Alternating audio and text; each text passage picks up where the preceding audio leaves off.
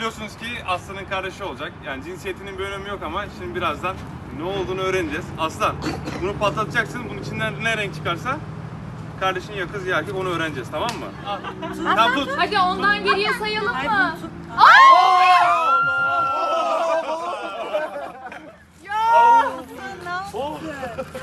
Aslan, kardeşin şimdi ne olacak?